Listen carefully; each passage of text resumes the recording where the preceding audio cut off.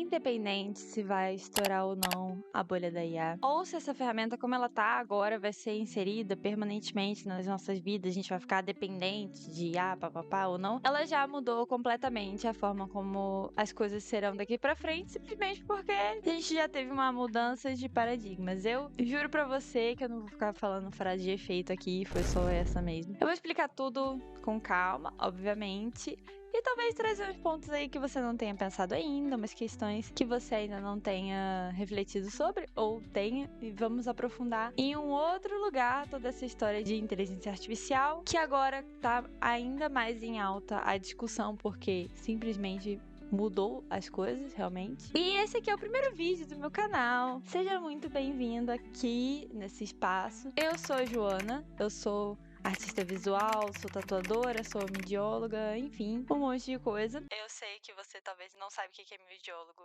É uma profissão complicada. Aqui nesse canal você vai encontrar conversas produtivas ou não, também sobre o mundo da arte, cultura, sociedade. Vai ter jogos também, muito importante. E assim, eu começo esse vídeo dizendo pra você que eu pensei o roteiro todo sem escrever junto com uma inteligência artificial. Tentei fazer esse desafio, porque parece que hoje em dia, né, geração Z, que é a minha geração ainda, não consegue mais pensar assim essa porcaria. Mas eu tentei, até desativei a pesquisa de IA do Google, e inclusive isso é maravilhoso, recomendo. E aí eu vou tentar embasar as minhas ideias o máximo que der, mas muito daqui que eu tô falando também é apenas reflexão, apenas um ensaio, fruto da minha grande mente e dos microplásticos no meu cérebro. Essa parada, ela tem diversas camadas de mudança, né, na nossa vida e na sociedade e enfim. Só que hoje eu quero falar especificamente da dimensão artística, do trabalho artístico, porque, né, é a minha área, é a área que eu tô mais atenta no momento.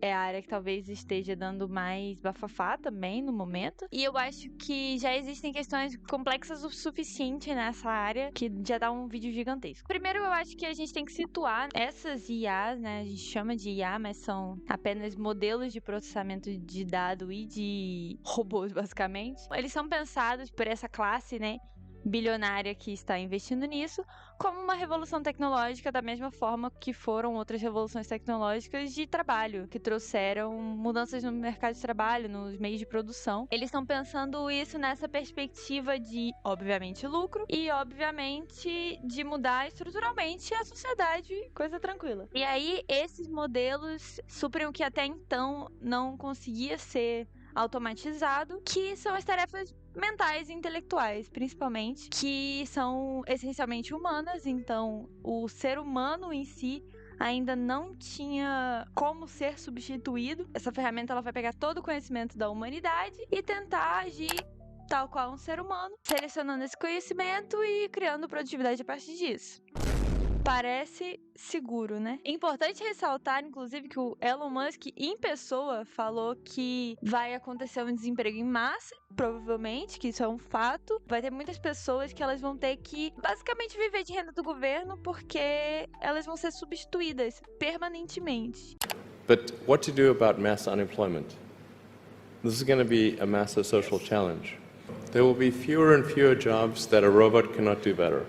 And I think ultimately we will have to have some kind of universal basic income. Óbvio, eu acho que vocês estão vendo meu roteiro aqui atrás, eu vou voltar nele várias vezes. Gente, eu tô começando nisso agora, sejam pacientes comigo. Escolhi logo um vídeo, um assunto difícil pra falar, e eu falo pra caralho, e eu dou muita volta. Então a gente precisa de roteiro, mas vamos lá. E aí, no momento, tá rolando assim uma guerra entre as pessoas que estão entusiastas dessa parada, dessa ferramenta no meio da arte, e as que não estão. A arte feita, né, que a gente tá falando de tarefas mentais e intelectuais, a arte é uma delas. Enquadrar se isso que é produzido pela IA generativa é arte ou não. Na minha opinião, não tem como enquadrar isso como arte, porque a arte, ela é um fruto da subjetividade humana, gente. Você é um ser humaninho. Você tem uma história cultural, você vive num lugar específico, e tudo que você sabe e o que você não sabe gera um recorte que vão fazer sua visão de mundo. Vão dar basicamente assim a sua perspectiva em relação às coisas, e essa imperfeição, esse não saber e esse saber que você adquiriu, eles são tão importantes quanto para fazer o seu trabalho artístico. Esse robô, ele não tem isso, ele tem acesso a toda a informação produzida pela humanidade, ele é alimentado pela informação produzida pela humanidade, ele precisa que o ser humano produza algo para que ele possa reproduzir. E aí tem toda essa questão de copyright, porque essas ferramentas, elas foram desenvolvidas assim, meio que no foda-se. As Big Techs que estão desenvolvendo essa porcaria, elas estão basicamente... Ai, não me toque com suas burocratizações, porque a gente precisa desenvolver essa tecnologia para ontem. Aí nenhuma regulamentação, nenhuma lei, nada vai passar por isso. O que é uma bosta, né? Por que esses caras, que têm basicamente todo o poder econômico, eles se sentem no direito de se apoderar de todo o conhecimento da humanidade para eles, para o lucro deles, e não para o benefício geral da humanidade? Enfim, mas no geral, a IA generativa, ela não vai criar nada novo, né? Ela vai gerar algo a partir de um prompt e ela vai tentar se aproximar o máximo possível desse prompt. Finalmente, depois de tanta volta, chegamos na temática principal do nosso vídeo, que é o que essas estéticas da IA generativa estão criando. Por que elas são tão boas para esse neofascismo cyberpunk que a gente está vivendo nesse momento? Enfim, isso é tudo extremamente grotesco. Eu entendo que essa visualidade que eu tô colocando aqui, ela não vai ser eterna. Ela é um momento em que realmente está sendo mais fácil de produzir essa visualidade, é uma visualidade que está viralizando. A tendência é essa ferramenta ficar cada vez mais polida, cada vez mais criativa, bem entre aspas, porque ela não tá criando nada de fato.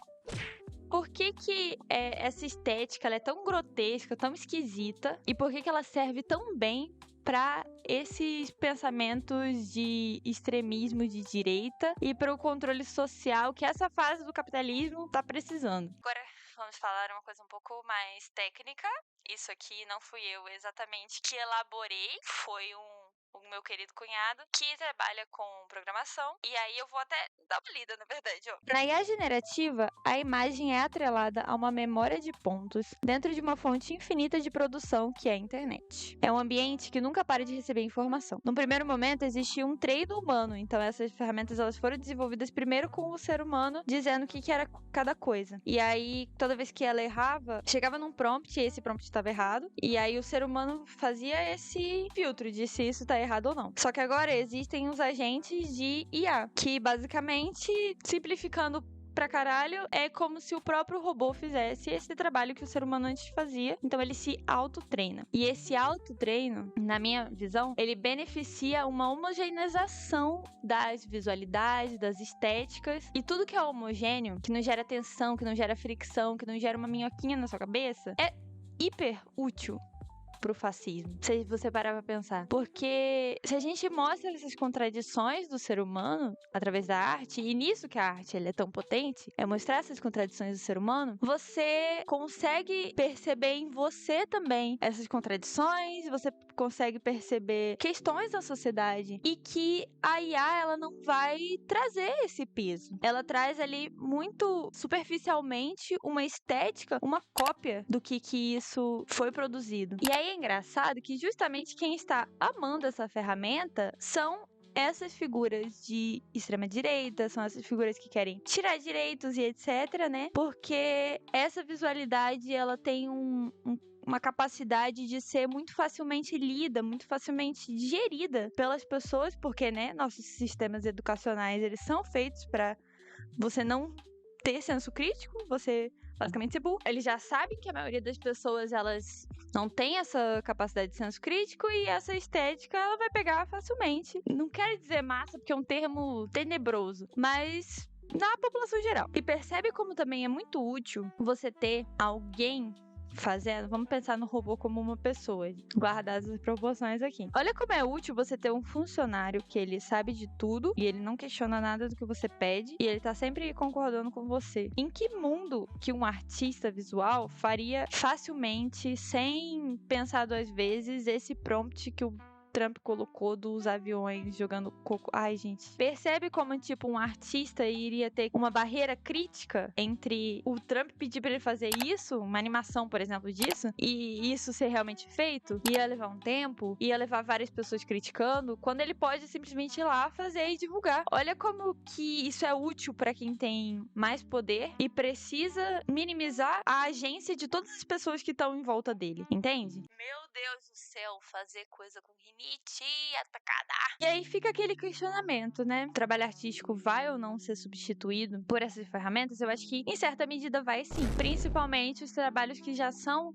feitos totalmente nesse esquema de demanda. Então, design, ilustração, animação, esses setores vão ser fortemente impactados. Eu não acho que o setor das artes visuais em si, ele vai ser impactado da mesma forma, porque ele ainda depende muito forte do trabalho humano e o ser humano é muito central na área das galerias e etc, né? Que é um circuito minoritário dentro de... A gente vai pensar numa perspectiva de criatividade humana hoje em dia no capitalismo. A maioria da criatividade humana, ela tá atrelada aos interesses econômicos. Então, você vai ser um designer que vai fazer peças publicitárias. Você vai ser um ilustrador que vai ilustrar para a marca X. Esse tipo de trabalho, eu acho que ele realmente vai ser fortemente impactado, mas ainda assim, eu acho que ainda vai ter uma necessidade de alguém gerar algo, porque essas ferramentas, elas não funcionam num vácuo.